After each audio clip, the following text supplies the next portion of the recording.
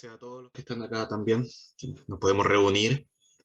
Bueno, gracias también a aquellos que están con la cámara encendida, porque también me ayudan a recordar que no le estoy hablando simplemente a una pantalla. Eso me anima bastante a mí, me sirve mucho. Pero ya queda poquito, ya llegará pronto la semana, el domingo, en que nos estemos reuniendo presencial y orando a Dios para que esto pueda lograrse también. Mientras seguimos predicando la palabra, por supuesto, con la misma pasión, con la misma entrega, con la misma preparación, y confiando también y siempre orando, al igual que siempre, para que sea el Señor hablando a sus corazones. Y vamos a seguir acá también en esta serie de predicaciones en el libro de Oseas, ahí en el Antiguo Testamento, el primero de los profetas menores. Y en esta ocasión yo estaré predicando, hicimos un pequeño cambio ahí en el calendario, así que tengamos un poquito de paciencia. Voy a estar hoy día también con ustedes predicando. Y estamos acá en este libro, Oseas, que nos habla de la infidelidad de un pueblo y aún así más poderoso, más abundante que eso, el amor de Dios a ese pueblo. Eh, Vemos la culpabilidad de Israel, vemos el castigo también que va a tener Israel, y vemos a Dios cerrando puertas para que ellos dejen de ir a esos dioses falsos, a esa idolatría, a todo eso que los aleja de Dios y los hace caer en pecado, para que no caigan más en eso, sino que ahora sigan fielmente buscando y mirando a Dios. Y Dios tiene un propósito, que quiere volver a llamar a Israel, lo quiere volver a tener ahí enfrente suyo, llamarlo pueblo mío. Quiere redimirlos, quiere rescatarlos, quiere salvarlos. Quiere hablar al corazón de ellos, de Israel. Y esto se va a concretar en el futuro. Cuando Dios hable al corazón de Israel, vuelvan a ser un solo pueblo, vuelva este reino mesiánico, este reino milenial, donde se logre completar todas las profecías que todavía no se cumplen con Israel. Eso da un tema tremendo para conversar en verdad. Pero mientras, vamos a ver acá en el texto que vamos a estudiar, a predicar hoy día, cómo Israel se ve privado de las bendiciones del Señor, y eso con un propósito, que es finalmente que Dios quiere hablar al corazón de ellos. Vamos a leer el texto de Oseas capítulo 2, versículos 8 al 13. Ese es el texto, pero voy a incluir el 14, ¿ya? Solamente por un motivo bien especial que lo voy a mencionar al final. Pero el texto que vamos a estar leyendo principalmente es del 8 al 13, o sea, 2 del 8 al 13. Si lo tienen ahí, yo ya lo voy a leer. Dice así. Luego de esto voy a orar, así que también acompáñenme en eso. Y ella no reconoció que yo le daba el trigo, el vino y el aceite, y que le multipliqué la plata y el oro que ofrecían a Baal. Por tanto, yo volveré y tomaré mi trigo a su tiempo y mi vino a su sazón, y quitaré mi lana y mi lino que había dado para cubrir su desnudez, y ahora descubriré yo su locura delante de los ojos de sus amantes, y nadie la librará de mi mano. Haré cesar todo su gozo, sus fiestas, sus lunas nuevas y sus días de reposo y todas sus festividades, y haré talar sus vides y sus higueras, de las cuales dijo, mis salarios son salario que me han dado mis amantes, y la reduciré a un matorral, y las colmarán las bestias del campo, y la castigaré por los días en que incensaba a los Baales y se adornaba de sus zarcillos y de sus joyeles, y se iba tras sus amantes y se olvidaba de mí, dice Jehová. Ese es el texto. Pero también quiero compartir con ustedes el versículo 14. Pero he aquí que yo la traeré y la llevaré al desierto y hablaré a su corazón.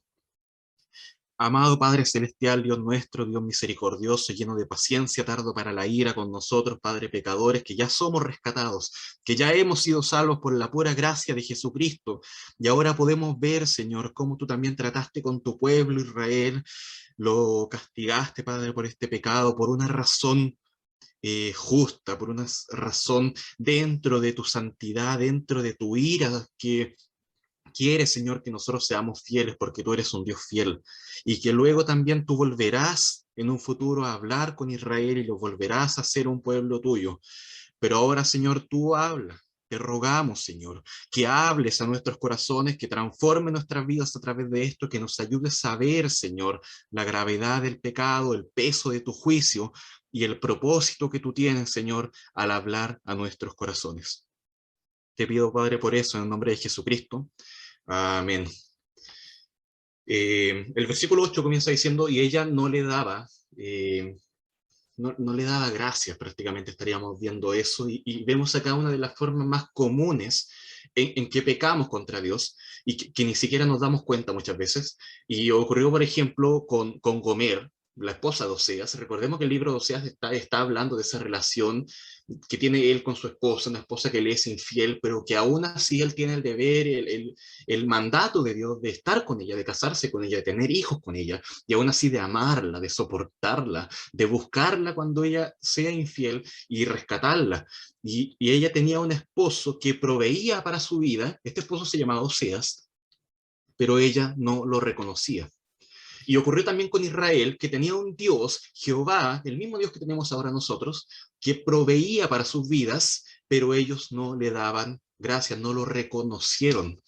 Y ocurre cada vez en verdad que nos damos cuenta que no estamos dando gracias y que no estamos dando toda la gloria al Dios que ya hemos conocido, y que de pronto somos capaces de repetir frases de memoria, como loros prácticamente, que diciendo el Señor es el que provee, todo es gracias a Dios, toda la gloria a Dios, Jehová da, Jehová quita, Él es soberano, Él tiene el control, pero en el fondo no estamos demostrando en nuestras oraciones, con nuestros hechos, con toda nuestra vida, que realmente es así.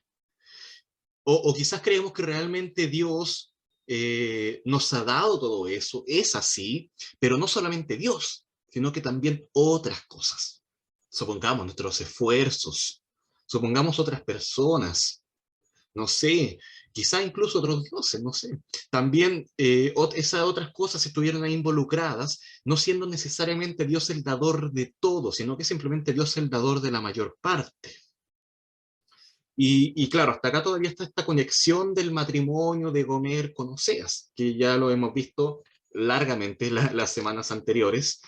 Y Gomer era esta esposa que, dentro de toda su fornicación, su infidelidad, que era toda su vida prácticamente, también por supuesto era parte de toda esta multitud de personas, este pueblo entero que había fallado en reconocer al Señor, a nuestro Dios, como la fuente de su producción, de su riqueza, de todo.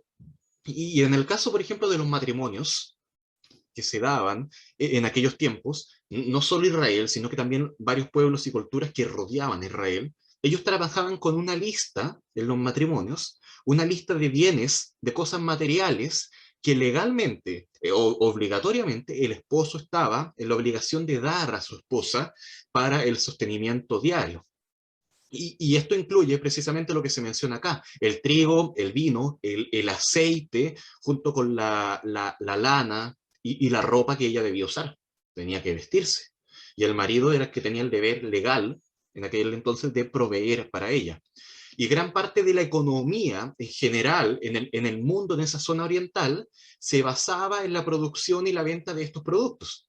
Si fuéramos a algo similar como un persa o una feria, en aquellos tiempos, en aquellos lugares, lo que encontraríamos en mayor medida precisamente sería trigo, vino, aceite, lana, ropa para vestir, que es precisamente lo que aparece ahí en el versículo 8. Por tanto, Por tanto, una tierra que era buena para producir esas cosas era considerada una tierra fértil. Y aquella tierra que no era buena para producir esas cosas básicas, cosas esenciales en aquellos tiempos para la vida económica de un pueblo, era considerada una tierra infértil y que dependía de otros pueblos para mantenerse vivos, o estaban destinados a la desaparición. Y por eso la sequía era algo tan terrible para un pueblo, porque sin agua no había trigo. Sin agua no había aceite. Sin agua no había uvas para el vino, ni animales para la lana, porque tenían que comer vegetación que se da con agua. O no estaban los materiales también para hacer la ropa. Y si no estaban todas estas cosas básicas, menos aún estarían las que no son básicas. Y entonces la economía del pueblo se desplomaba y eso significaba no que los gobernantes iban a subir los impuestos, no significaba que los sueldos disminuirían, no significaba que teníamos que salir a protestar a las calles, no, significaba hambre, significaba sed y significaba muerte. Entonces, un buen marido en un matrimonio tenía que proveer todas estas cosas, pero finalmente era Dios el que estaba proveyendo todas esas cosas para ellos. Y un buen Dios proveería de todas esas cosas para un pueblo entero. Pero Dios, el Señor, si deja de dar estas cosas para su pueblo, para Israel, no está diciendo que ya no tiene todas las fuerzas para darlo, que Dios ahora es débil, no puede dar todo. No, sino que el problema radica en el pueblo, en el corazón de ellos, que ha dejado de reconocer que el Señor es el que les da todo. La idea es esta. La idea es esta. Dios proveería para Israel siempre que ellos le fueran fieles. Y ellos debían vivir según los 10 mandamientos. En forma resumida, los 10 mandamientos contaban todo lo que era desagradable a Dios, todo también lo que le agradaba a Dios. Y por supuesto ahora también para nosotros son indispensables. No porque seamos de Israel, no lo somos, ¿no? Pero sí nos muestran lo que agrada a Dios y lo que desagrada a Dios. Y esos mandamientos comenzaban así. Miren, en Éxodo 20, versículo 2, quizá alguno de ustedes ya se lo sabe incluso de memoria, lo cual es muy bueno, donde dice, yo soy Jehová tu Dios, que te saqué de la tierra de Egipto, de casa de servidumbre, y luego escuchen, no tendrás dioses ajenos, no tendrás dioses ajenos delante de mí.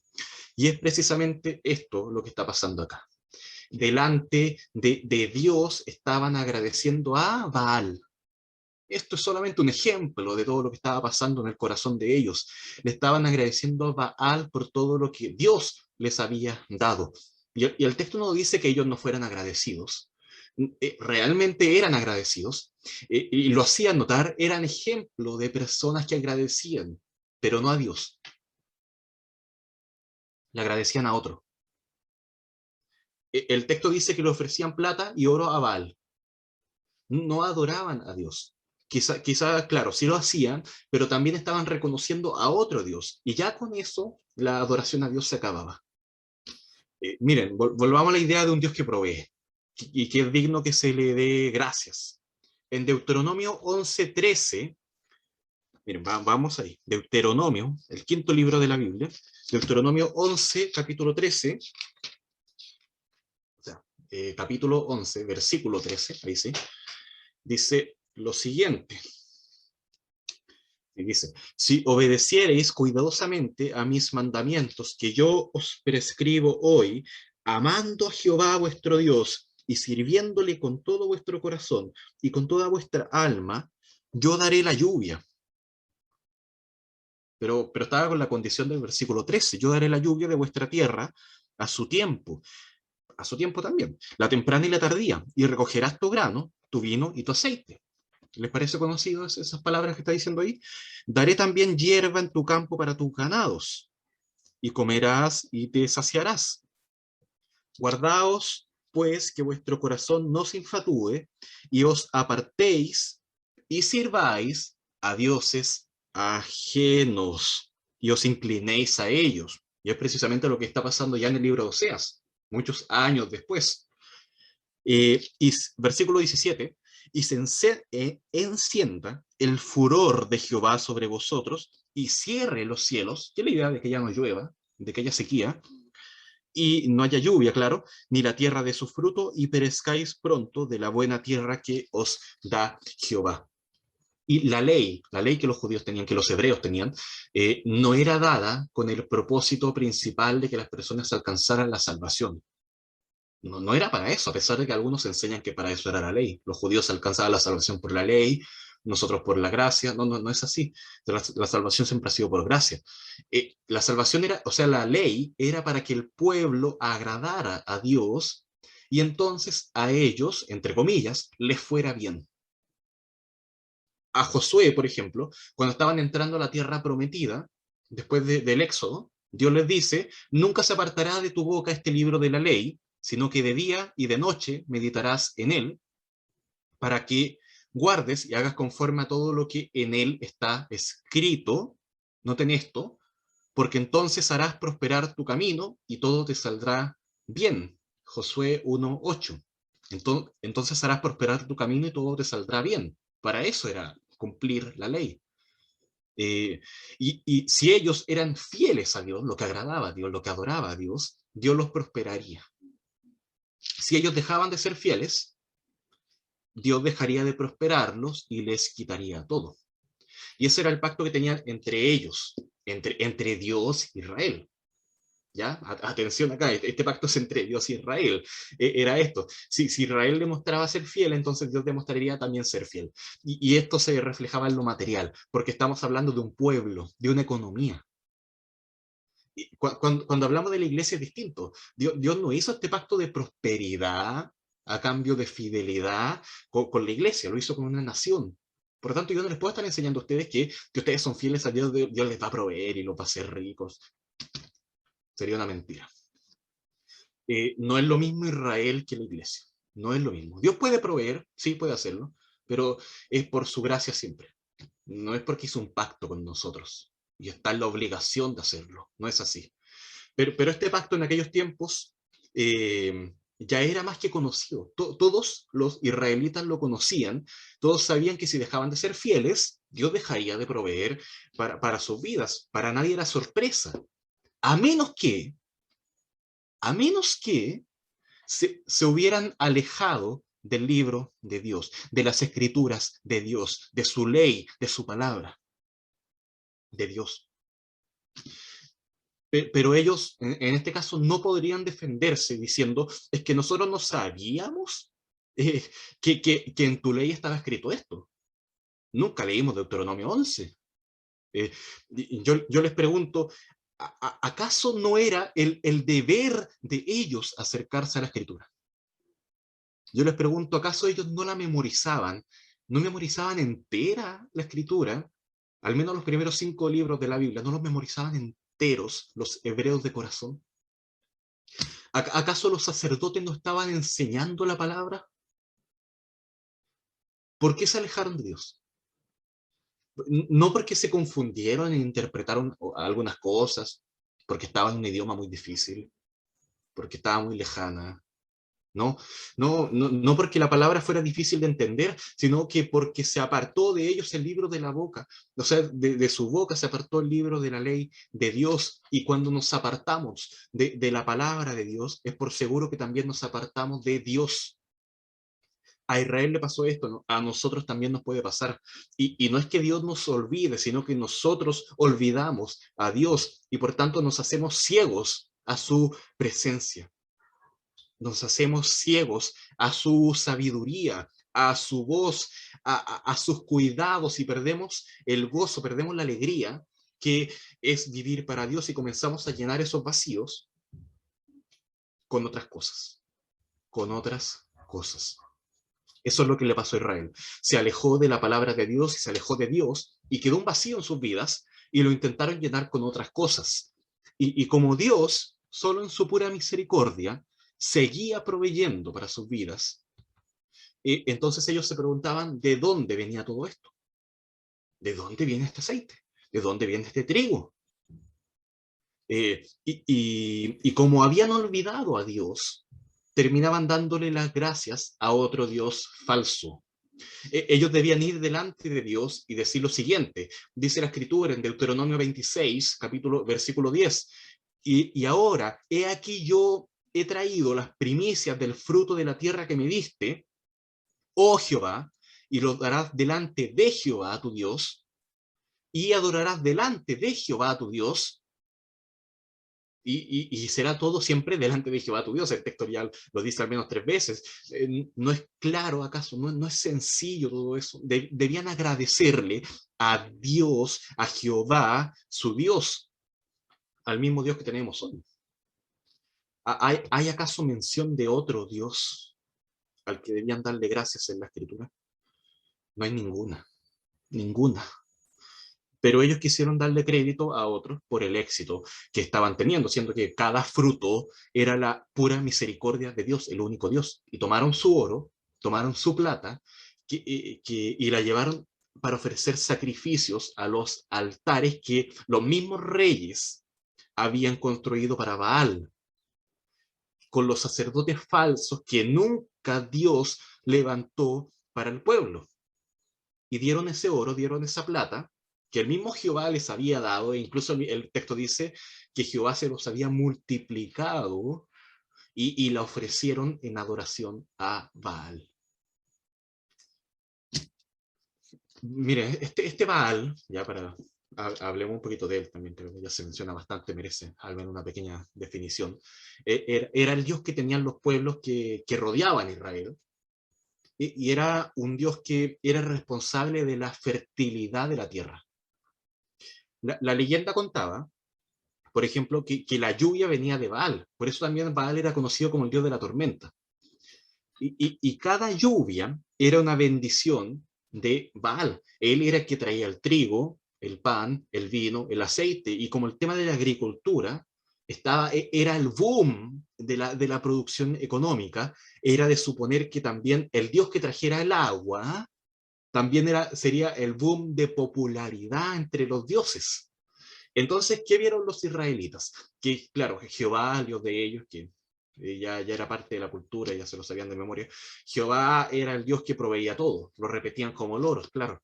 Pero Baal era el que daba la lluvia. Por tanto, veían un trabajo en equipo, acá, entre Dios y Baal, donde todos los aplausos finalmente se los llevaba Baal, como si fuera un equipo de fútbol, y Jehová los entrena, Jehová hace la estrategia, Dios hace toda la jugada magistral, pero finalmente Baal mete el gol. Y quien se lleva todos los aplausos es el que hace el gol. Y a él lo adoraban. Y si adoraban a Baal, pensaban ellos, entonces tendrían lo que Dios seguía dando, y todo eso maximizado, potenciado, engrandecido todavía por la acción de Baal. Y eso era una mentira. Eso debía ser corregido. Y eso debía ser una tarea que los profetas debían corregir. Pero los profetas hicieron lo contrario. Miren, veamos lo que dice Jeremías, ahí un poquito antes de Oseas, Jeremías 23, versículo 9. Miren lo que dice, Jeremías 23, versículo 9. A causa de los profetas, mi corazón está quebrantado dentro de mí. Todos mis huesos tiemblan, estoy como un ebrio, y como hombre a quien dominó el vino, delante de Jehová y delante de sus santas palabras. Versículo 10, porque la tierra está llena de adúlteros. A causa de la maldición, la tierra está desierta, los pastizales del desierto se secaron, la carrera de ellos fue mala y su valentía no es recta. Versículo 13, ahí en Jeremías 23. En los profetas de Samaria, recuerda, Samaria se refiere al reino del norte, está hablando de Israel. En los profetas de Samaria he visto desatinos, profetizaban en nombre de Baal e hicieron errar a mi pueblo de Israel. Versículo 21, ahí saltemos un poquito. Dice Dios acá, no envié yo a aquellos profetas, no envié yo a aquellos profetas, pero ellos corrían, yo no les hablé, mas ellos profetizaban. Pero si ellos hubieran estado en mi secreto, habrían hecho oír mis palabras a mi pueblo, y lo habrían hecho volver de su mal camino y de la maldad de sus obras. Y como nadie los corregía, ellos seguían en ese camino. Y el versículo 9, en Oseas, volviendo a Oseas, el versículo 9, en Oseas 2, muestra el proceder que Dios tendrá para su pueblo. El versículo 9 dice, por tanto yo volveré y tomaré mi trigo a su tiempo y mi vino a su sazón, y quitaré mi lana y mi lino que había dado para cubrir su desnudez. Y ahora descubriré yo su locura delante de los ojos de sus amantes, y nadie la librará de mi mano. Versículos 9 y 10. Como ellos habían sido infieles a Dios, el Dios que les daba todo, entonces Dios les quitaría todo. Y ellos podrían preguntarse dentro de su pobreza, de su indigencia futura, ¿qué hicimos mal? ¿Acaso no ofrecimos todos los sacrificios que teníamos que ofrecer a Baal? ¿Acaso Baal no nos rescatará de la pobreza? Y la respuesta es que no. No, si Baal realmente existiera y viera la fidelidad que Israel tenía para él, yo creo que sin duda lo rescataría o intentaría al menos hacerlo. Pero Baal no existe. Baal nunca existió, en verdad. Por tanto, no salva a nadie. Todo ha sido un engaño de falsos profetas usados por Satanás para traer maldición al pueblo y para alejarlos de Dios. Nadie, ningún Dios, ningún rey, ningún demonio, ni nada podría salvar a Israel de la ira de Dios.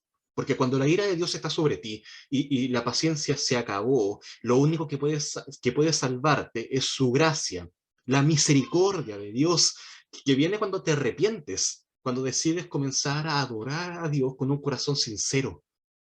Pero cuando el castigo ya está sobre ti, Dios también puede decir, yo te di toda una vida, te di toda una vida para arrepentirte, te di años, décadas de misericordia para que pudieras arrepentirte de tus malos caminos, pero no lo hiciste, por tanto serás maldito y nadie te librará de eso.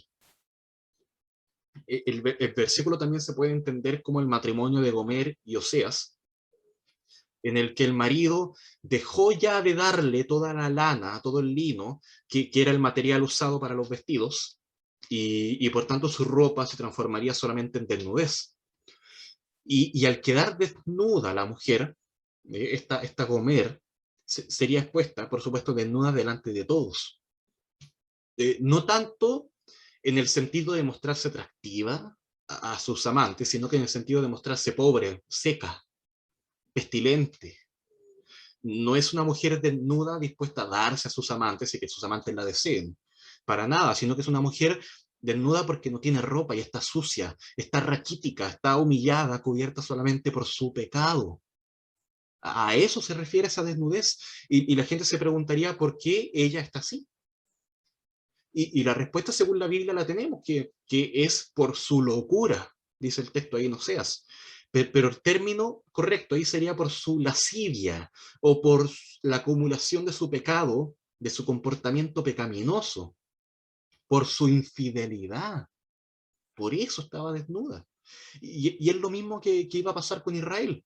Quedaría en una condición humillada como castigo de Dios. Si ustedes leen Deuteronomio 28, miren, vamos a Deuteronomio 28, volvamos a Deuteronomio, que Oseas en verdad se relaciona bastante con Deuteronomio, y probablemente estemos todo este tiempo entre Oseas y Deuteronomio, es muy común. En Deuteronomio 28, desde el 15 en adelante, pueden ver ustedes cómo estaba escrito que efectivamente sería así, y se nombra toda esta maldición por dejar de ser fieles a Dios.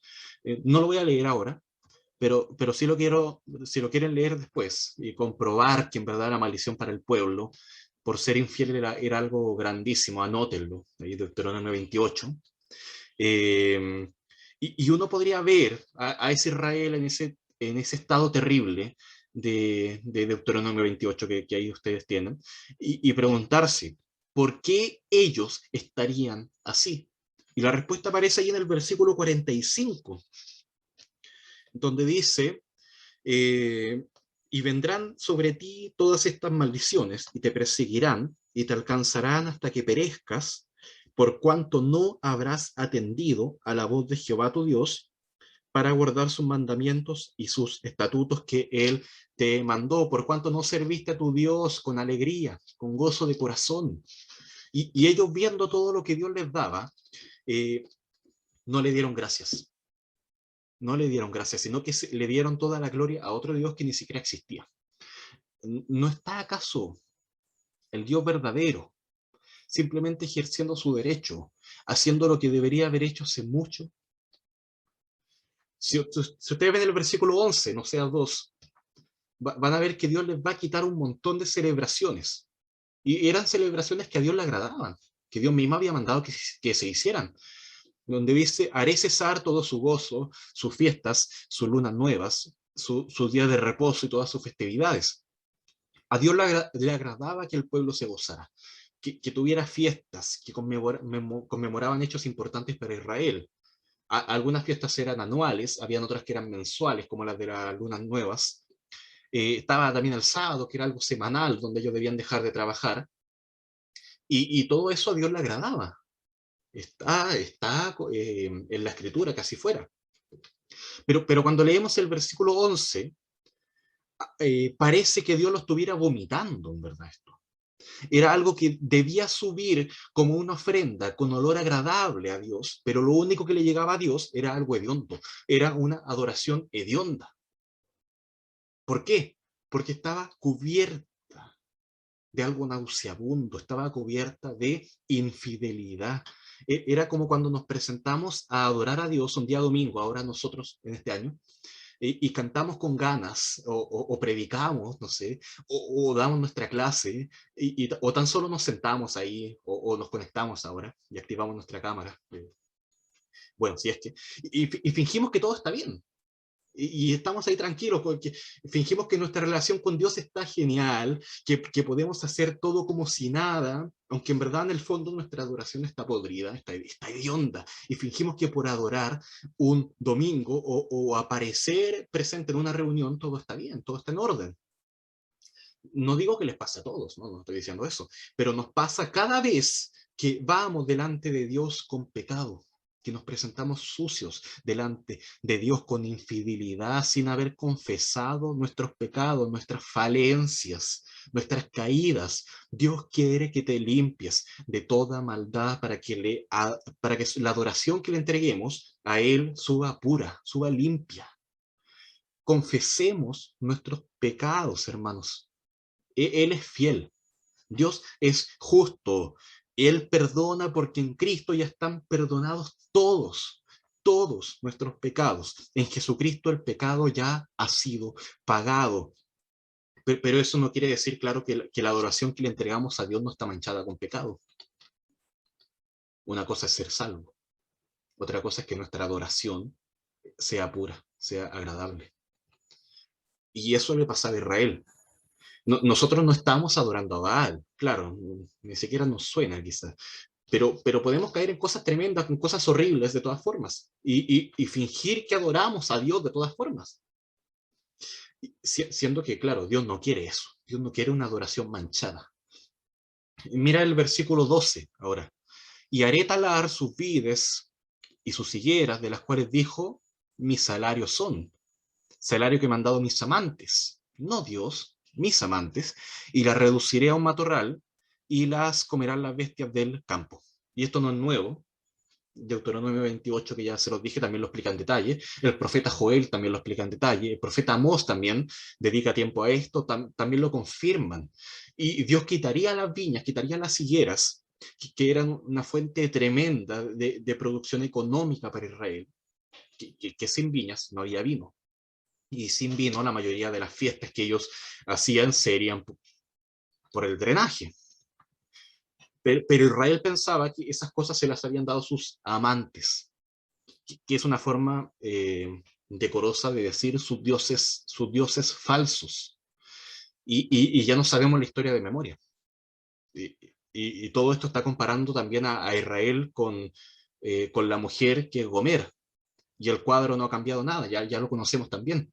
A Gomer como una mujer fornicaria que se prostituía también, y no es que la plata le lloviera del cielo, ella trabajaba, ella fornicaba y sus amantes le daban lo que ella exigía, de forma tal que decía ella, este es mi salario. De hecho, el término que se usa acá para la palabra salario se usaba para la tarifa que cobraba una prostituta a las personas con las que estaba. Y si vamos a Oseas, ahí mismo los que todavía están en Oseas, capítulo 9, versículo 1, esta idea se confirma.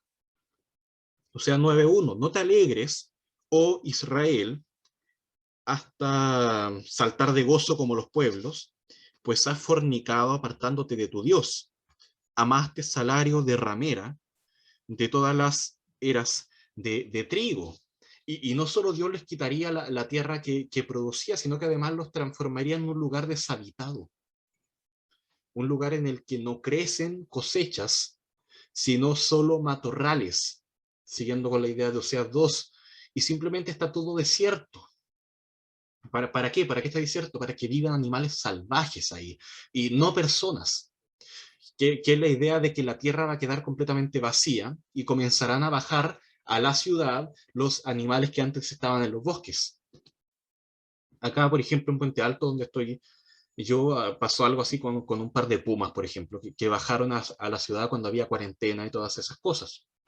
Y también pasó en Huechuraba, cuando yo trabajaba también por allá, y en varios lugares, en verdad, cuando las calles realmente quedaron vacías en su momento.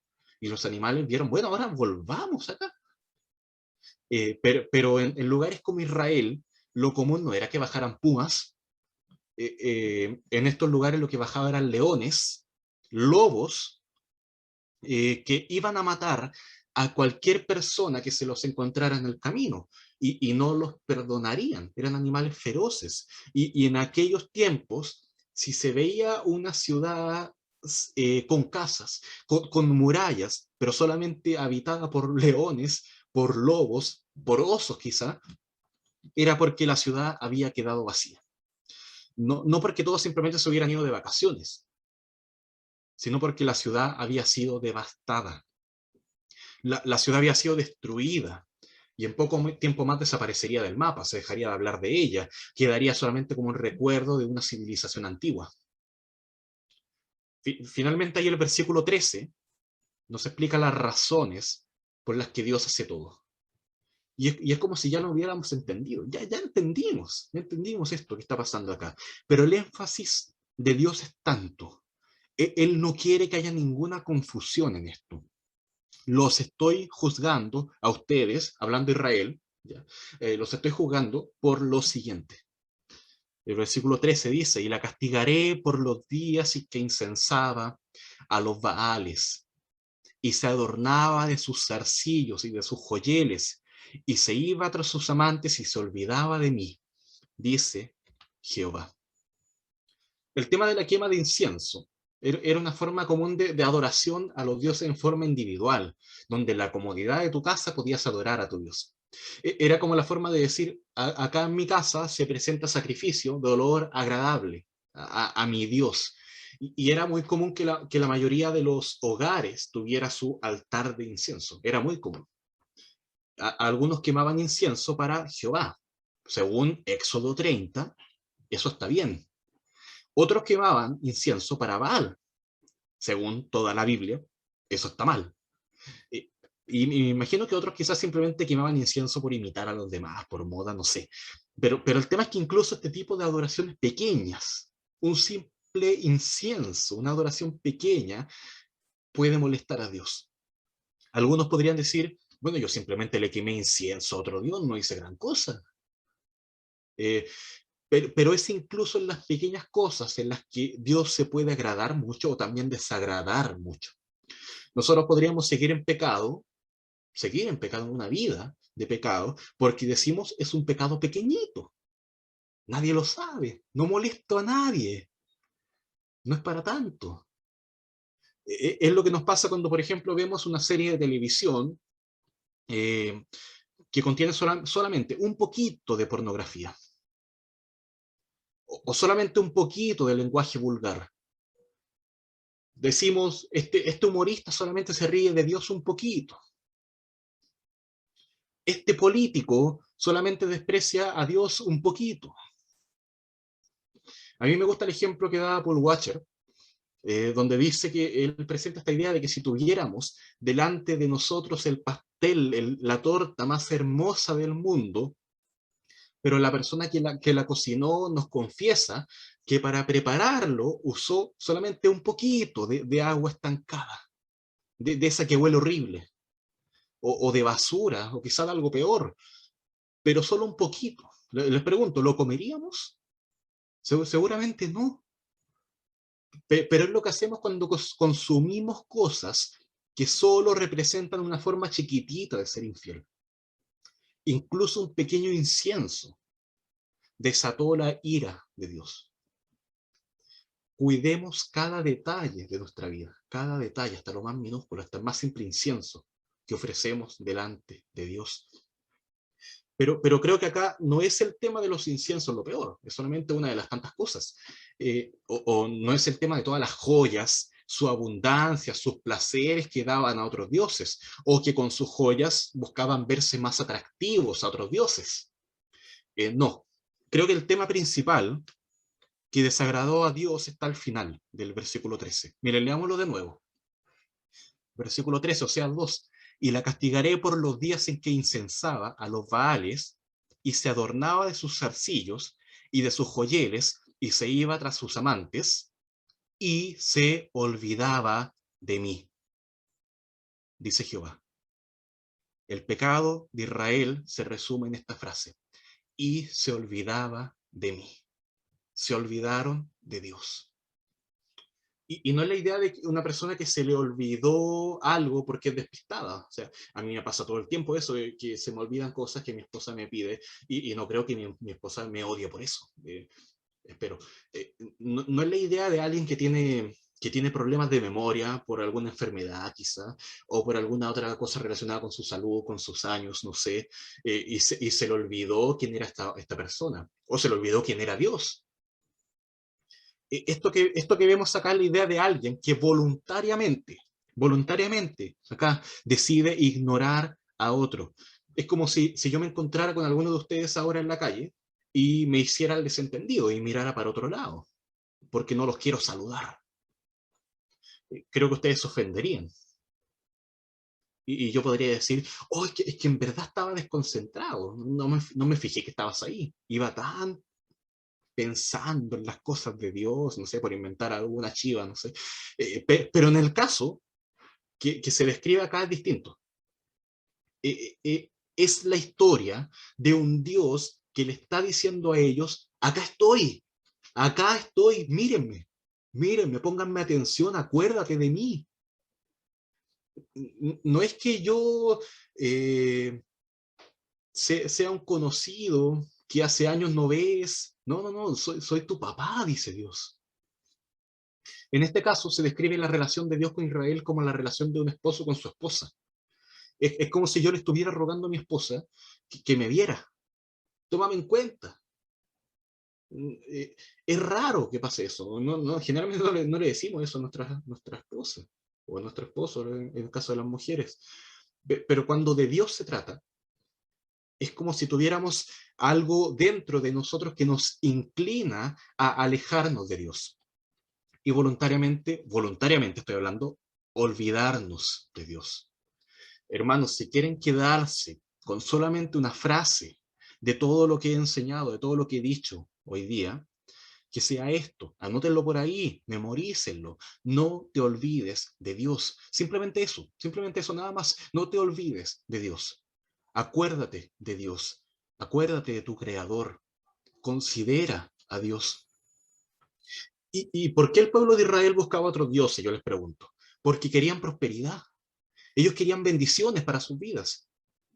Pero no querían al Dios que traía todas esas cosas. Se olvidaron de Dios, vieron sus bendiciones, se acordaban de sus bendiciones, pero se olvidaron de Dios. Pero Dios fielmente, Dios grandemente, hermosamente, no se olvida de ellos. Y el versículo 14 nos recuerda que Dios tratará con Israel. Una vez que ya la iglesia sea arrebatada y estemos para siempre con el Señor, Dios volverá a llamar a su pueblo. El versículo 14, está hablando acá de Israel, lo confirma, no lo voy a explicar en detalle, eso viene para más adelante, pero el versículo 14 dice, pero he aquí yo la atraeré, cuando habla de la, está hablando, de, por ejemplo, de Gomer la esposa, pero está refiriéndose a Israel, yo la traeré y la llevaré al desierto y hablaré a su corazón. Y cuando Dios habla al corazón nuestro, eso es poderoso. Eso es irresistible. Eso es grandioso. Dios no se ha olvidado de Israel. No se ha olvidado, no lo ha desechado. no dejó de ser su pueblo para siempre. Y podremos ver en un futuro cómo Israel se vuelve a unir como un solo pueblo, escuchando a un solo Dios que habla a su corazón. Y eso lo veremos bien claro el próximo domingo.